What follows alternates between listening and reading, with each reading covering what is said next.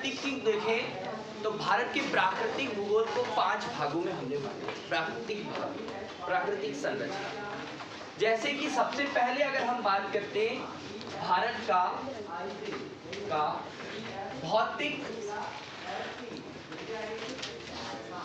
भौतिक विभाजन। भारत का भौतिक विभाजन क्या कह रहे हैं कि इसे हमने 5 भागों में बांटा। पहला, भारत का उत्तर का हिमालय क्षेत्र या उत्तरी पर्वतीय प्रदेश भी लिख सकते हैं, पर्वतीय। दूसरा, उत्तर का मैदान। तीसरा, प्रायद्वीपीय पठार। चौथा आपका तटीय क्षेत्र, तटीय एवं द्वीपीय क्षेत्र। और लास्ट में हम देखते हैं तटीय एवं द्वीपीय, और यह है मरुस्थल। तो भारत के भौतिक प्रदेश को कितने भागों में बांटा है? 5 भागों में। पहला हमने क्या बांटा है? उत्तर का पर्वतीय क्षेत्र। दूसरा, उत्तर का मैदान। तीसरा, प्रायद्वीपीय पठार, तटीय प्रदेश और मरुस्थल। इसमें उत्तर का पर्वतीय भाग जो है, क्या है? भारत के उत्तर में कौन सा पर्वत स्थित है? हिमालय पर्वत। तो हिमालय पर्वत के भाग को, जिसमें हमें हिमालय पर्वत को पढ़ना है। उत्तर के मैदान को भी 3 भागों में बांटा गया है। पहले यदि हम हिमालय पर्वत की बात करें तो इसको भी पुनः 4 भागों में बांटा गया है। एक ट्रांस हिमालय के बारे में, एक बृहद हिमालय के बारे में, एक लघु हिमालय और शिवालिक श्रेणी के बारे में हमें यहाँ पर पढ़ना होगा। कितने भागों में बांटा है? 4। भारत के भौतिक प्रदेश को 5 भागों में बांटा है, जबकि उत्तर के पर्वतीय भाग को हमने 4 भागों में बांटा है। एक ट्रांस हिमालय, बृहद हिमालय, लघु हिमालय और शिवालिक। उत्तर के मैदान की बात करें तो उत्तर का मैदान जो है ये 3 नदियों के मैदानों से मिलकर है। उत्तर का मैदान पहला अगर देखा तो यहाँ पर सिंधु नदी है, सिंधु नदी का मैदान। फिर उसके बाद आप गंगा नदी की बात करें, गंगा नदी का मैदान। अगला उत्तर का मैदान में अगला मैदान आता है ब्रह्मपुत्र नदी का मैदान। तो उत्तर के मैदान कितने भागों में है? 3, सिंधु, गंगा और ब्रह्मपुत्र। उत्तर का पर्वतीय क्षेत्र कितने भागों में बांटा गया है? 4, ट्रांस, बृहद, लघु और शिवालिक। ये सब हिमालय पर्वत के ही भाग हैं। अब हम बात करते हैं प्रायद्वीपीय पठार की। प्रायद्वीपीय पठार की बात करें तो प्रायद्वीप जो है भारत के दक्षिण वाला हिस्सा जो समुद्र भाग से घिरा हुआ है, समुद्र से घिरा हुआ क्षेत्र है प्रायद्वीप। तो इस प्रायद्वीपीय पठार के अगर भागों की बात करें तो इसमें सबसे पहले अरावली पर्वत, मालवा का पठार। अरावली पर्वत जो है ये दुनिया का सबसे प्राचीन पर्वत है, अरावली पर्वत। ठीक है। इसके बाद में आप जानते ही हैं कि मध्य प्रदेश में सतपुड़ा और विंध्याचल पर्वत श्रेणी है, विंध्य पर्वत श्रेणी, सतपुड़ा और विंध्य। नर्मदा नदी का घाटी क्षेत्र है, नर्मदा नदी घाटी क्षेत्र। दक्कन का पठार, नर्मदा नदी और ताप्ती नदी के नीचे दक्षिण में दक्कन का पठार स्थित है। पश्चिमी घाट पश्चिम घाट, पूर्वी घाट इस प्रायद्वीपीय पठार में आते हैं। साथ में छोटा नागपुर का पठार भी आपको यहाँ पर पढ़ना है। छोटा नागपुर का पठार, मेघालय का पठार भी आपको यहाँ पर पढ़ना होता है, तो ये आप ध्यान रखें। पश्चिमी घाट और पूर्वी घाट के मिलन बिंदु को नीलगिरी कहते हैं। क्या कहते हैं भैया? Nilgiri, blue mountain. नीलगिरी कौन से घाट को? पश्चिमी घाट और पूर्वी घाट के मिलन बिंदु। तो इस तरह आपको यहाँ पर क्या पढ़ना है? प्रायद्वीपीय पठार पढ़ना है। अगला जो है तटीय क्षेत्र। तटीय क्षेत्र भी दो भागों में बटा हुआ है, एक पश्चिम तटीय क्षेत्र और एक पूर्वी तटीय क्षेत्र। पश्चिमी तटीय क्षेत्र जो अरब सागर से सीमा से बना हुआ है, अर्थात अरब सागर से लगा हुआ भारत का तटीय क्षेत्र पश्चिमी तटीय क्षेत्र, और जो बंगाल की खाड़ी के साथ में लगा हुआ है भाग, वो आपका पूर्वी तटीय क्षेत्र है। आप मरुस्थल के बारे में जानते हैं। मरुस्थल कहाँ है आपका? उत्तर में, आपके राजस्थान वाले हिस्से में आपको मरुस्थल दिखेगा। तो आपका भारत के भूगोल के अंतर्गत आपको 4-5 भागों में अध्ययन करना है और इन बिंदुओं पर आपको यहाँ पर चर्चा करना है। तो पहला हमारा बिंदु जो होगा वो है उत्तर का पर्वतीय प्रदेश।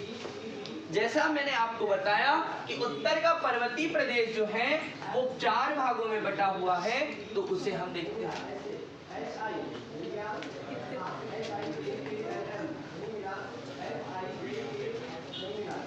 भारत की बात करें, भारत गोंडवाना लैंड की चट्टान, गोंडवाना लैंड की चट्टानों से मिलकर बना है, या यूं कहो कि गोंडवाना लैंड का भाग है। भारत किसका भाग है बेटा? गोंडवाना लैंड का भाग।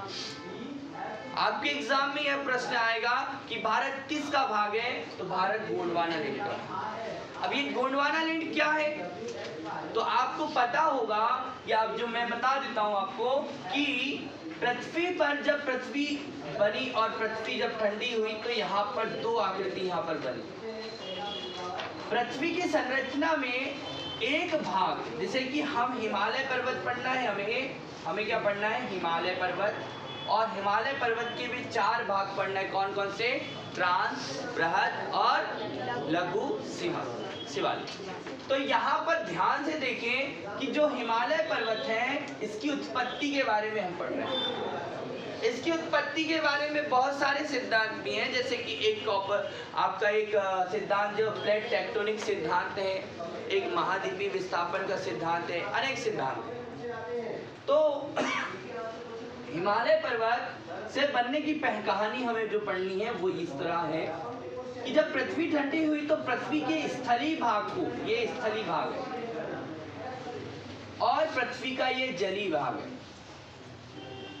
जलीय भाग को पैंथालाजा कहा और स्थलीय भाग को पैंजिया कहा।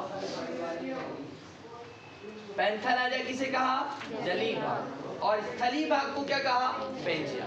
वैज्ञानिकों ने, भूगोलवेत्ताओं ने पृथ्वी की संरचना को देखा, पढ़ा कि क्या था, तो जलीय पिंड, जलीय भाग को उन्होंने क्या कहा? पैंथालाजा। स्थलीय भाग को क्या कहा उन्होंने? पैंजिया। ये जो पैंजिया है ये एक ही है। यहाँ पर आप देखेंगे कि ये 2 भागों में टूट जाता है। तो इस ऊपर वाले भाग को अंगारा लैंड कहा जाता है और नीचे वाले भाग को गोंडवाना लैंड कहा जाता है। वैज्ञानिकों ने, विद्वानों ने, भूगोलवेत्ताओं ने अपना नाम दिया है। उत्तर वाले को अंगारा लैंड, दक्षिण वाले को गोंडवाना लैंड। कालांतर में फिर अंगारा लैंड और गोंडवाना लैंड फिर टूट जाते हैं।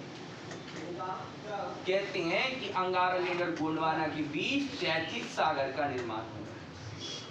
कौन सा सागर? तैतीस सागर। अंगारा लैंड टूटकर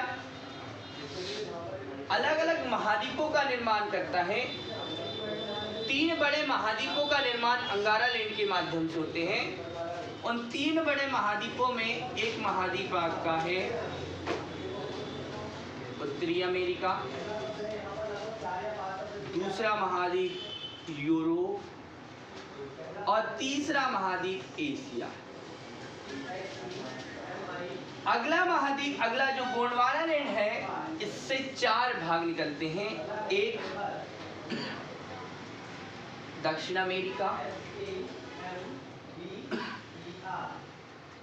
अफ्रीका, ऑस्ट्रेलिया और अंटार्कटिका। अंगारा लैंड से कितने निकलने हैं? उत्तरी America, Europe, Asia. Gondwana land से 4, दक्षिण अमेरिका, अफ्रीका, ऑस्ट्रेलिया और अंटार्कटिका। ठीक है। इस अफ्रीका महाद्वीप का एक भाग, अफ्रीका महाद्वीप के पूर्व का एक भाग, अफ्रीका महाद्वीप के पूर्व का एक भाग भ्रंशन के कारण अलग हो जाता है। किससे अलग हो जाता है? अफ्रीका से। तो उसके अलग होने के कारण, और वैसे भी आपको बता दें कि ये प्लेट एक दूसरे के, आप अगर ऐसा देखें, आप देखें ध्यान से, तो ये वाला हिस्सा यहाँ जुड़ जाएगा, ये वाला हिस्सा जो है दक्षिण अमेरिका का, ये यहाँ पर जुड़ जाएगा। इस वाले हिस्से को यदि हम यहाँ जोड़ते हैं तो यहाँ पर ये पैक हो जाएगा। तो पृथ्वी जो है आपकी, पृथ्वी पर स्थलीय भाग था जो एक ही था, पर वो स्थलीय भाग टूट टूट कर महाद्वीपीय विस्थापन के अनुसार कहें या प्लेट टेक्टोनिक सिद्धांत के अनुसार कहें कि ये प्लेटें अलग अलग हुई। जो हैरी हेस ने प्लेट टेक्टोनिक सिद्धांत दिया, उस प्लेट टेक्टोनिक सिद्धांत के अनुसार पृथ्वी की जो संरचना है, पृथ्वी की जो स्थलीय भाग है, वो 6 बड़ी प्लेटों में बटा हुआ है। कितनी? 6 बड़ी। उन 6 बड़ी प्लेटों में से एक अफ्रीकन प्लेट है और एक यूरेशियन प्लेट है। थोड़ा मैं और डीप में जाके बताना चाहूँगा। ये वाला हिस्सा यहीं से चलते हैं, फिर प्लेट पर जाएंगे। इसे हम इंडो अफ्रीकन कहेंगे। क्या कहेंगे? इंडो। और ये ऊपर एक भाग है। प्लेट टेक्टोनिक सिद्धांत के अनुसार 6 बड़ी प्लेट हमें देखना है। 6 बड़ी प्लेट में एक प्लेट है यूरेशिया,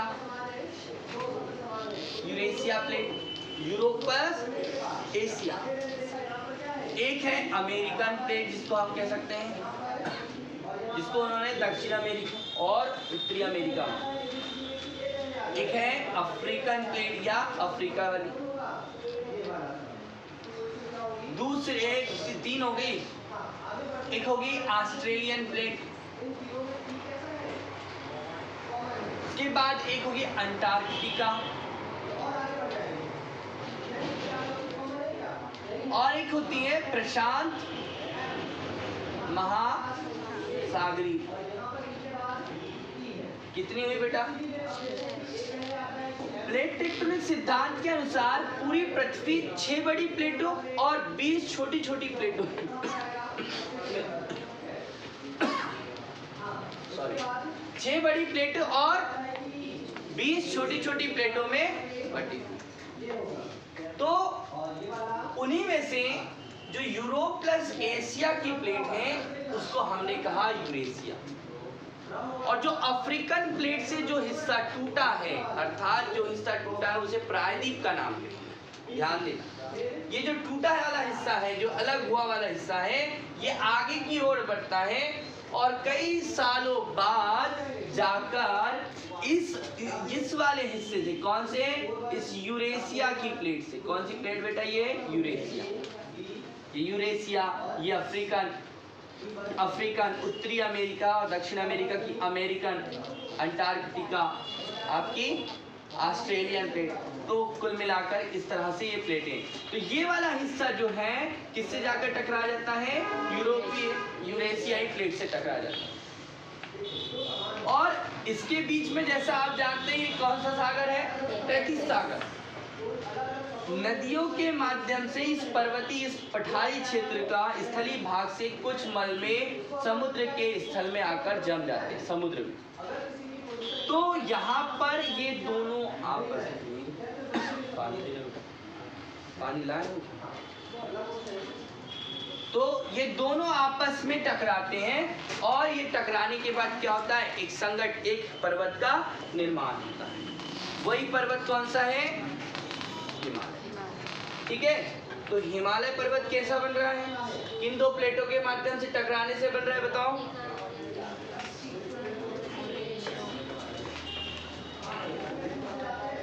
यूरेशिया प्लेट और अफ्रीकन प्लेट के टकराने से के मध्य एक दबाव, यहाँ पर तैतीस सागर में एक दबाव उत्पन्न होता है और उससे एक पर्वत का निर्माण होता है। उसको क्या कहते हैं, हिमालय पर्वत। हिमालय पर्वत या वलित पर्वत, वलित पर्वत, नवीन वलित पर्वत।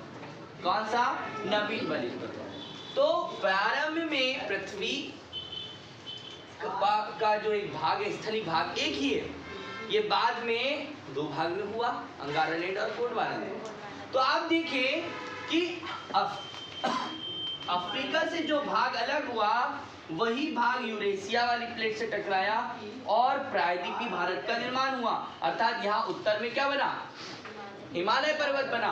तो हिमालय पर्वत बना तो यहाँ पर ये अफ्रीकन, ये किसका भाग है, गोंडवाना लैंड का। ये भाग किसका हुआ बेटा, गोंडवाना लैंड का। इसीलिए हम यहाँ पर कहते हैं कि भारत जो है वो किसका भाग है, गोंडवाना लैंड का भाग। बस इतनी सी लाइन आपको समझाना था, इसलिए इतना आपको समझाया। समझ रहे हैं, इतना समझ में आया। अब क्या हो रहा है कि यहाँ पर एक प्लेट दूसरी प्लेट से टकराने के कारण, संघट्ट कॉलिजन के कारण क्या होता है कि एक पर्वत का निर्माण होता है। कौन से पर्वत का निर्माण होता बताया मैंने, हिमालय पर्वत। ठीक है, तो अब आगे इसको आगे लेते हैं।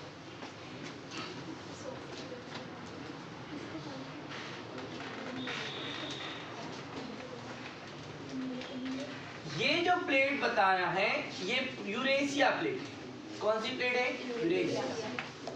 और जो दक्षिण से आकर मिलने वाली प्लेट है इसका नाम हम प्रायद्वीप कह रहे हैं, लेकिन ये है कौन सी plate, African, Indo African plate. यानी कि ये गोंडवाना लैंड की, कौन सी भाग है बेटा, गोंडवाना लैंड। और ये वाला कौन सा भाग है, अंगारा। ये दोनों आपस में, यहाँ पर कौन सा सागर है, तैतीस सागर। यहाँ कौन सा सागर है, तैतीस। ये दोनों आपस में टकराते हैं तो इनमें एक वलन पड़ता है, दबाव पड़ता है। तो जो सागर समुद्र की गहराई में जो भी भाग है, मलबे हैं, वो इनसे टकराने के कारण, दबाव पड़ने के कारण एक पर्वत श्रृंखला का निर्माण करती हैं। उस पर्वत को हम क्या कहते हैं, हिमालय। और ये जब दोनों भाग जुड़ते हैं तो जो निम्न भाग बनता है उसमें नदियों के द्वारा मिट्टी लाकर एक मैदान का निर्माण कर दिया जाता है। उसी मैदान को हम गंगा, ब्रह्मपुत्र और सिंधु का मैदान कहते हैं। ठीक है, तो ये वाला जो भाग है, ये जो आपको समझ में आ रहा होगा कि यहाँ पर अंगारा लैंड, गोंडवाना लैंड, ये दोनों भाग आपस में टकराए, तब जाके आपका क्या हुआ, तैतीस सागर से हिमालय पर्वत का निर्माण। ठीक है, बन जाएगा। तो आगे तो इनके टकराने के बाद कैसी संरचना का निर्माण होता है, तो इनके टकराने के बाद इस तरह से एक भारत का निर्माण होता है। और भारत के उत्तर में आपको मैंने कल की कक्षा में बताया हिमालय पर्वत है, पूर्व में बंगाल की खाड़ी है, पूर्व में बंगाल की खाड़ी है, पश्चिम में क्या है, अरब सागर है, पश्चिम में और दक्षिण में, दक्षिण में हिंद महासागर है ना, पूर्व में बंगाल की खाड़ी, पश्चिम में अरब सागर,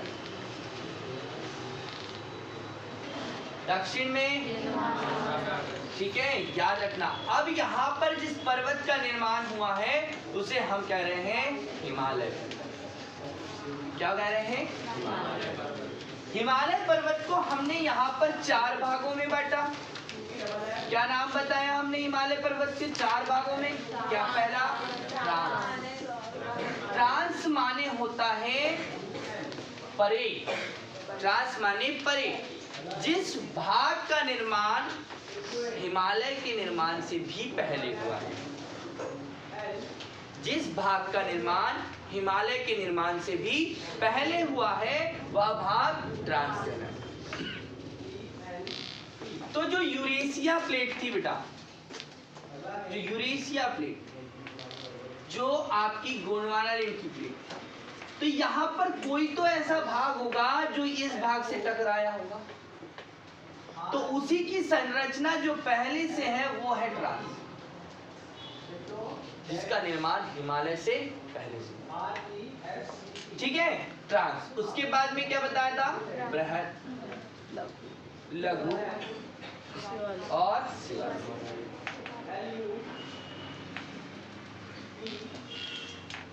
तो इस हिमालय पर्वत का सबसे उत्तर स्थित जो भाग है वो ट्रांस हिमालय। ट्रांस हिमालय को भी 3 भागों में बांटा गया। पहला काराकोरम, लद्दाख और जास्कर। ट्रांस हिमालय कितने भागों में बटा हुआ है? पहला आपका काराकोरम, आप जानते हैं काराकोरम श्रेणी। काराकोरम श्रेणी के उत्तर में स्थित एक ऊंची श्रृंखला, एक है भाग K2 जिसे हम कहते हैं गाडविन आस्टीन। इसकी ऊंचाई 8611 मीटर है। कितनी है? 8611 मीटर। ये भारत की सबसे ऊंची चोटी।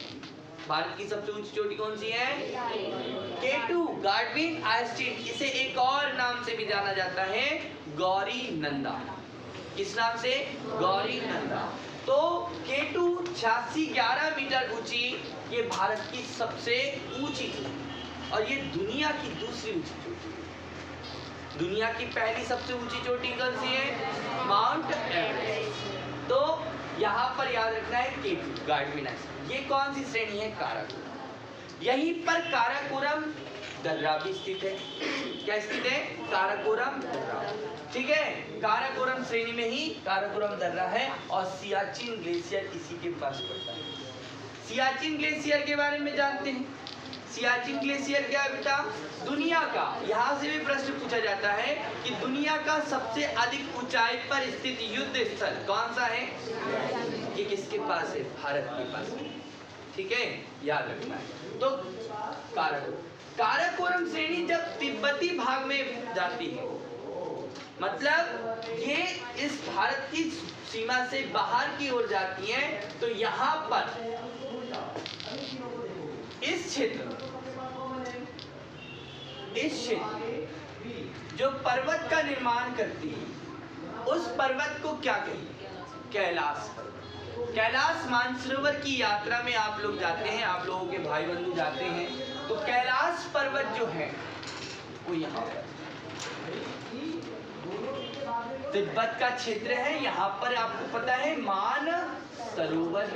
मानसरोवर झील। कैलाश पर्वत काराकोरम श्रेणी का ही भाग है। इसके बाद लद्दाख श्रेणी आती है, जो भारत के उत्तर पूर्वी हिस्सा जो है जम्मू कश्मीर के पास में लद्दाख यहाँ पर स्थित है।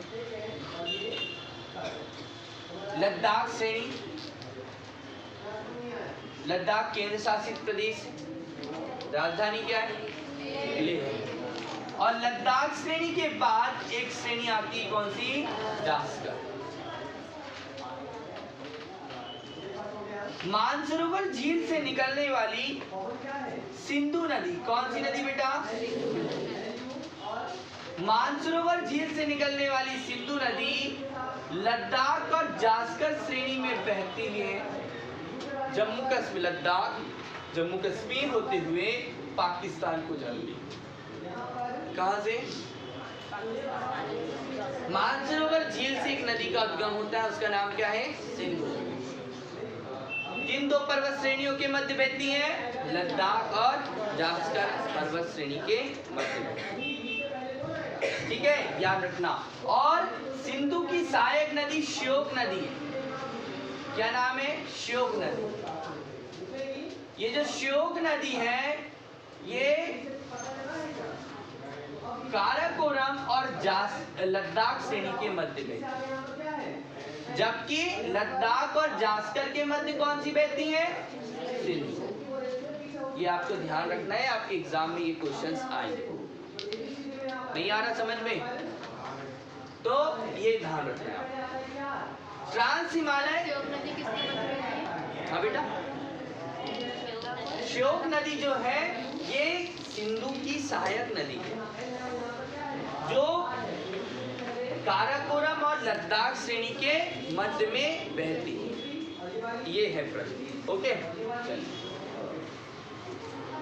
अब हम हिमालय की बात करें तो हिमालय जो मेन हिमालय है, बृहद हिमालय, ग्रेटर हिमालय या महान हिमालय, ये पाकिस्तान के कोटवार रेशिन भी है यहाँ पर। तो पाकिस्तान यहाँ पर ये दुनिया की, अब हिमालय के बारे में बात कर रहे हैं।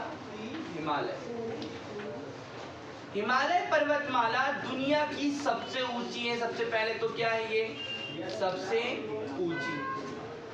तो हिमालय पर्वतमाला दुनिया की सबसे ऊंची पर्वतमाला है, सबसे लंबी नहीं है। सबसे लंबी पर्वतमाला कौन सी है, एंडीज है। ये कहां पर है बेटा, दक्षिण अमेरिका में। कहां पर है बेटा, दक्षिण अमेरिका, एंडीज पर्वतमाला। ठीक है, अगर आप यहाँ पे देखें तो आपको समझ में आ जाएगा। ये वाली जो पर्वतमाला दिख रही है आपको, ये एंडीज पर्वतमाला, और ये वाली जो पर्वतमाला है भारत के ऊपर में, यहाँ पर ये तिब्बत का पठार है। ये जो पर्वतमाला है ये आपकी हिमालय पर्वतमाला। हिमालय पर्वतमाला 3000 किलोमीटर में फैली हुई है और इसकी औसत ऊंचाई 6100 मीटर है। किलोमीटर मत करना, कितनी है, 6100 मीटर। ठीक है, क्योंकि आप जानते हैं कि आपकी जो हिमालय है, हिमालय पर स्थित आपका माउंट एवरेस्ट है। माउंट एवरेस्ट दुनिया का सबसे ऊंचा पर्वत है ना, पर्वत शिखर है, आपको पता है ना ये दो। चलिए, तो हिमालय पर्वतमाला जो है वो दुनिया की सबसे ऊंची पर्वतमाला है, जो पश्चिम से पूर्व तक फैली हुई है, जिसकी किलोमीटर भारत में 2500 किलोमीटर और भारत के बाहर ये 500 किलोमीटर में फैला हुआ। हिमालय पर्वतमाला में यानी कि बृहद हिमालय में दुनिया की सारे 10 ऊंची चोटी इसी पर्वतमाला में।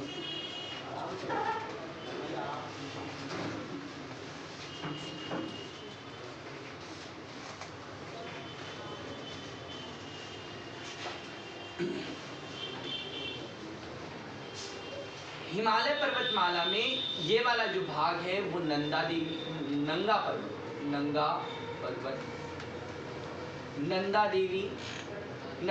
कहाँ पर है, उत्तराखंड में। नंदा देवी, कामेत, अन्नपूर्णा, धौला घर, मकालू, माउंट एवरेस्ट, मसालू, यहाँ पर कंचन जंगा और नामचा। दुनिया की 10 बड़ी ऊंची पर्वत श्रेणी, पर्वत चोटियां इस हिमालय पर्वत में है, इसी बृहद हिमालय में है। ठीक है, तो आपको यहाँ पर ध्यान देना है कि नंदा देवी जो है ये उत्तराखंड की सबसे ऊंची, माउंट एवरेस्ट जो है ये नेपाल में स्थित है और इसकी ऊंचाई जो है वो 8,848 मीटर। आपको कई किताबें में जैसे अभी नई इसकी मैपिंग की गई है तो इसकी लंबाई मापी गई तो आपको 50 मिली। माउंट एवरेस्ट जो है इसे तिब्बती भाषा में, तिब्बत की भाषा में क्या कहते हैं? चोलुलुग्मा,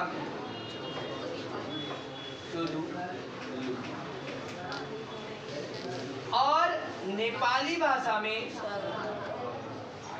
सागर माथा कहते हैं।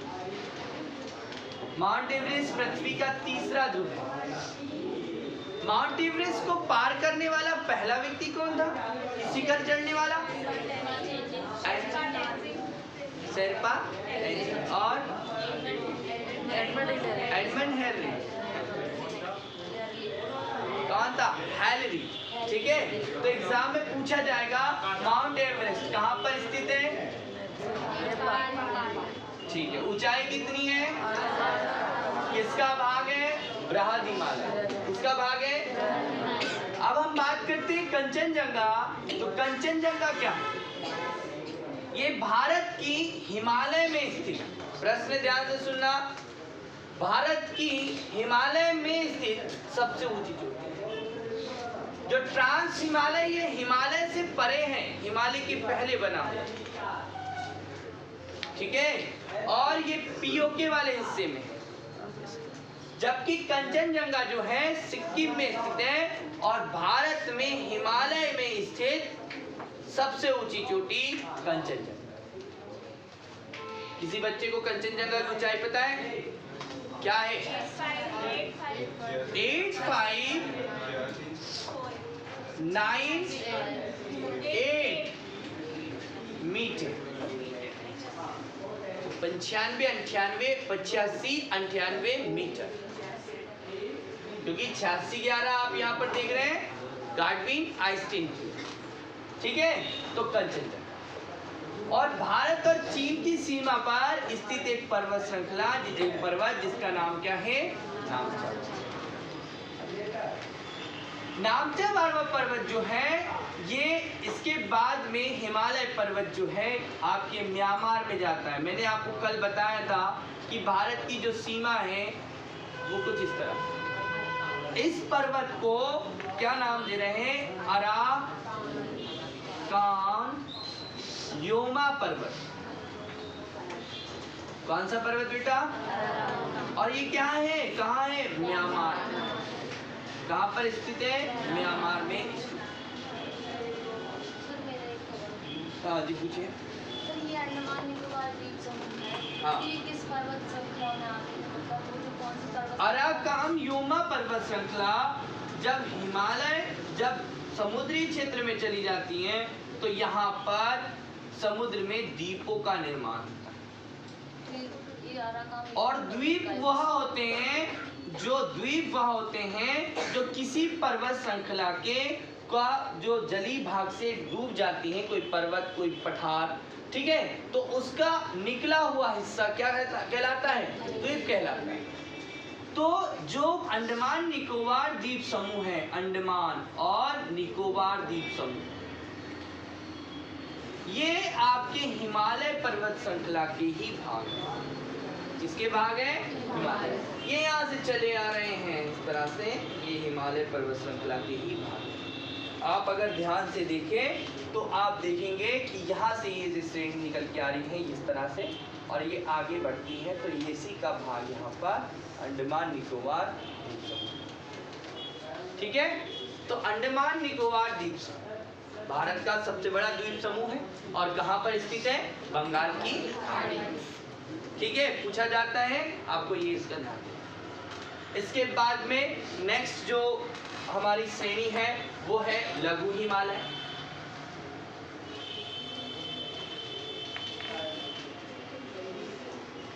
लघु हिमालय